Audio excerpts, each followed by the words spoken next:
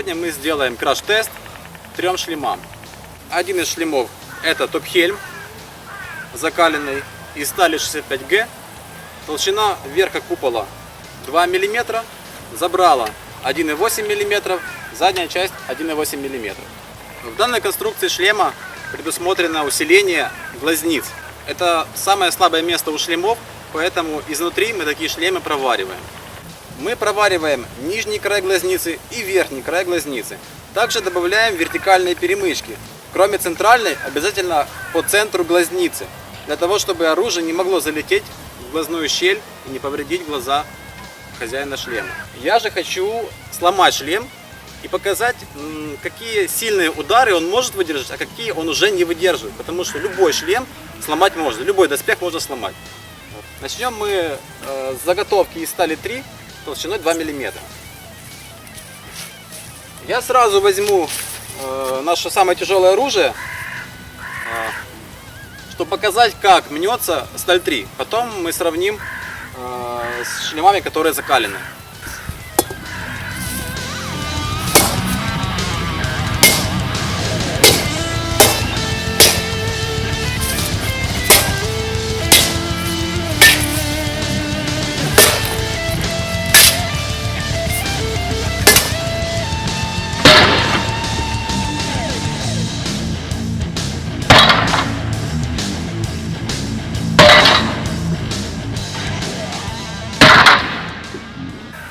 Сталь 3 порвалась при особо сильных ударах в боковую часть. Это не потому, что шлем плохой, потому что очень сильное оружие и шлем сейчас закреплен на столбе. То есть если был бы человек, то шлему было бы лучше, но, конечно, человеку было бы хуже. Итак, в принципе, здесь видно, насколько может повредиться шлем из стали 3.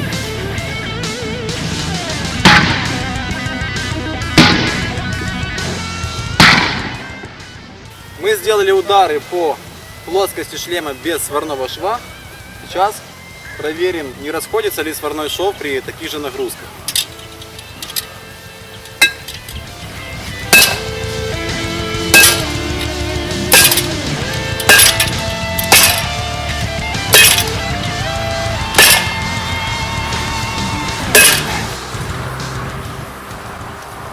Ну, тут порвать не получилось. Вот. Хотя удары приходили, в принципе, острием, не порвалось.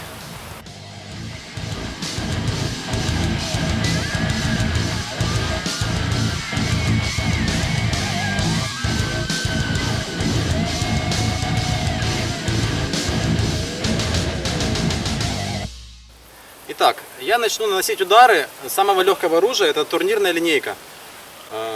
Еще раз повторяюсь, шлем каленый. Посмотрим, насколько он деформируется при ударах такой линейкой.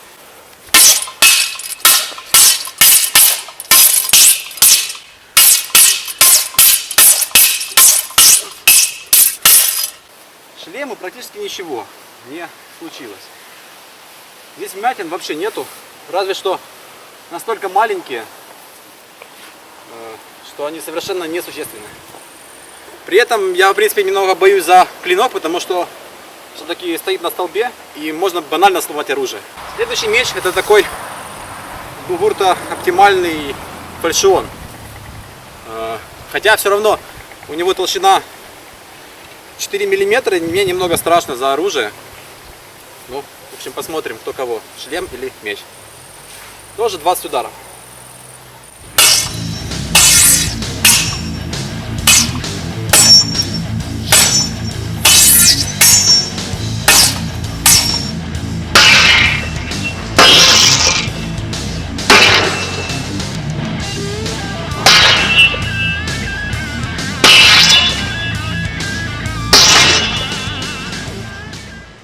В принципе, на поверхности шлема тоже практически ничего нету, но при прицельном ударе в глазницу глазница деформируется. Это при том, что у нее еще и усиление сварным швом.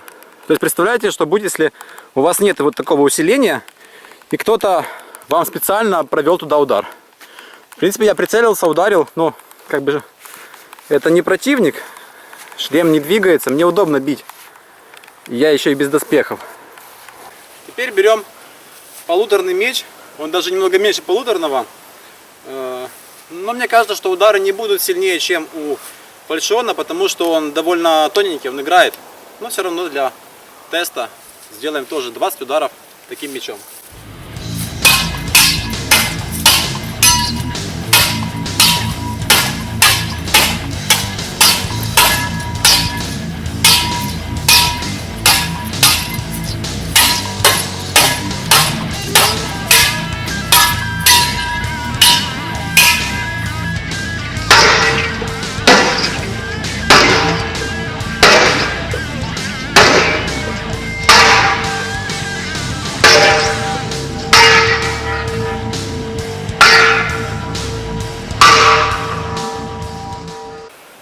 Тоже дэмэджа особого нету.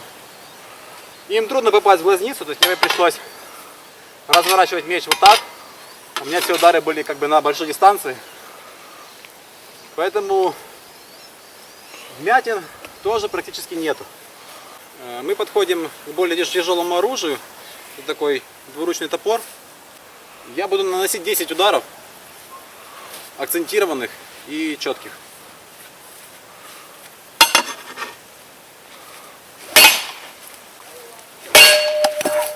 Да, вот топор сломался, но вмятины он нанес.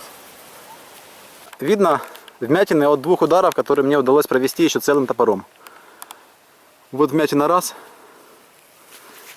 и вмятина 2.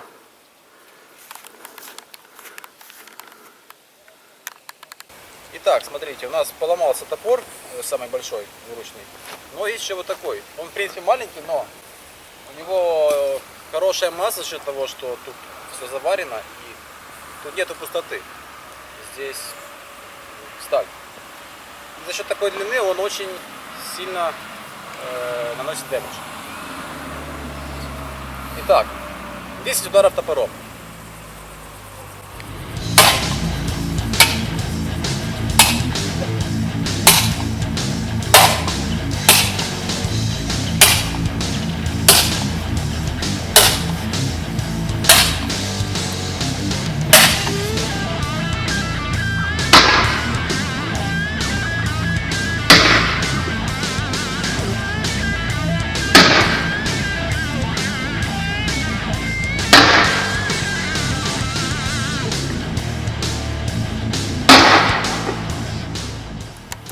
Вмятины уже побольше, но не критичные. При этом сталь, хоть и каленая, она гнется и не трещит. Сейчас я нанесу тоже 10 ударов по зоне, где у нас проходит сварной шов.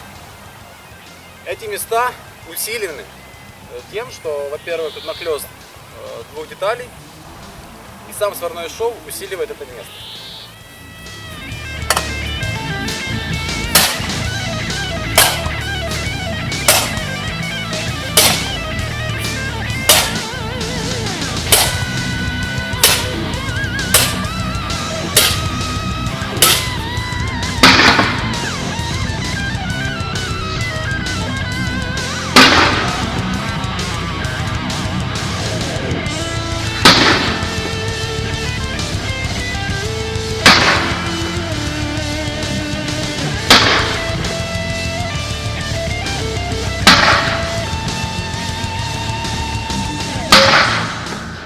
Мы видим, какие последствия бывают от прицельных ударов, когда шлем надет на неподвижное бревно, которое совершенно не гасит инерцию удара. Итак, от последнего топора у нас остались зарубки вот здесь, причем вот тут у нас сварной шов. Вот здесь я очень сильно пробил эти места, некоторые прогнулись, некоторые не прогнулись. Тут очень хорошо вошло. Вот эти места последние. Здесь. Здесь очень удобно бить, потому что удар приходит сверху. И удобнее нанести сильный удар, чем сбоку. И завершающий этап. 10 ударов нашим самым страшным оружием. Кстати, в самом начале теста у нас сразу же поломалась гарда. Но это не потому, что плохая сталь или плохой меч. Все от того, что инерция совершенно не гасится.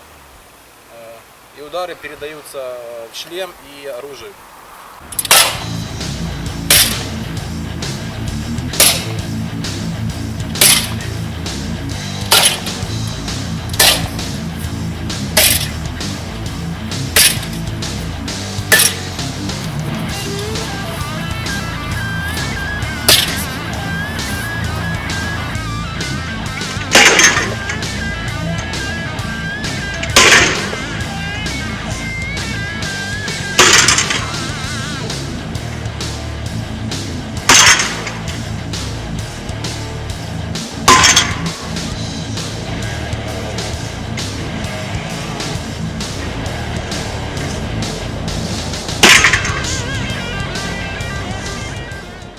Последними ударами я углубил эту вмятину от предыдущего топора. Здесь она стала еще больше, но ничего не порвалось. Бил я кончиком, выступающим зубом. Ага, кстати, вот оторвалась планка. Вот, на лице. Но опять же повторюсь, я сейчас без доспеха. Шлем неподвижен, стоит в удобной позиции для меня. Я бью со всей силы, и шлем надет на бревно. То есть такие удары вы вряд ли будете получать в реальном бою. Потому что вы будете двигаться, шлем будет на голове болтаться. Поэтому такая инерция не будет приходить просто в шлем. Так, с этой стороны смотрим, тут хорошие зарубки. Видно, как надрезалась сталь. Сейчас я посмотрю, возможно там пробито. Так, тут плохо видно. Да, вот в этом месте, вот здесь, сталь разошлась, и появилась трещинка. То есть, если вам говорят, что шлем невозможно пробить или поломать, не верьте, все можно сломать при определенных усилиях. Так, также я нанес четкий удар сверху, акцентированный. Он пришел перпендикулярно плоскости, поэтому вот смотрите, какой эффект у него. Но из всех ударов, которые мы нанесли, только один удар смог порвать сталь. При этом он не промялся настолько, чтобы травмировать голову. Шлем подлежит ремонту, можно дальше воевать. И эта толщина 2 мм. Если бы это было бы 2,5, нужно было бы приложить больше усилий для того, чтобы порвать такую сталь.